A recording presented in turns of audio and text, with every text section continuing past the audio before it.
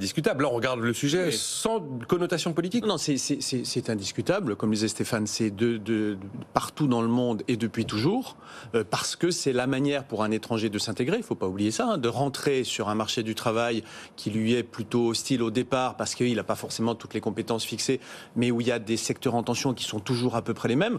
Enfin, on connaît tous des histoires innombrables de jeunes gens qui ont démarré à New York en faisant la plonge, et puis qui ont fini pour certains avocats ou banquiers. Enfin, c'est quelque chose qui est éternel. Alors, il y a une des raisons aussi qui n'a pas encore été évoquée pour lesquelles c'est classique, c'est que, si vous voulez, les métiers dont on parle, ce sont des métiers qui sont généralement assez austères, plutôt mal payés et qui vous obligent à jongler. Typiquement, les employés de maison et les cuisiniers dont vous parliez pour l'Île-de-France, ce sont des gens qui acceptent généralement, pour des raisons de prix du logement, de faire 1h30 de transport en commun le matin et le soir. Quand je dis 1h30, parfois c'est plus, à des horaires qui sont assez biscornus. C'est quelque chose que vous faites plus volontiers quand vous êtes, pardon de le dire, c'est trivial, mais célibataire, et quand vous êtes payé dans une devise qui vous permet d'avoir un pouvoir d'achat dans votre pays d'origine qui est sans commune mesure. Si vous êtes pakistanais ou philippin, que vous finissez à 2h du matin, si vous arrivez chez vous à 2h du matin, c'est très très dur, mais vous pouvez constituer une épargne qui, aux Philippines ou au Pakistan ou au Bangladesh, aura une valeur très supérieure à l'épargne que pourra constituer un travailleur français. Donc vous voyez, il y a des effets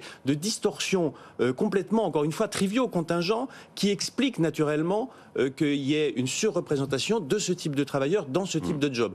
Donc ça n'est pas nouveau. Est-ce qu'il faut s'en satisfaire? Je pense que c'est inévitable à bien des égards. Certainement qu'il y a des effets de bord, de frottement qu'on pourrait supprimer et optimiser.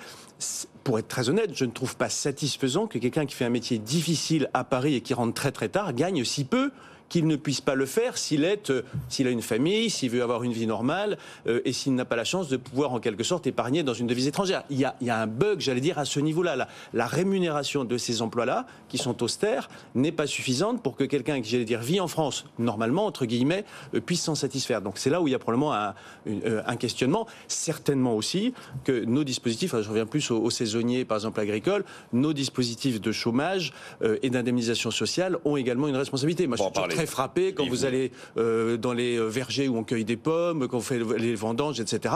Vous avez presque systématiquement des ouvriers étrangers qui viennent par Noria.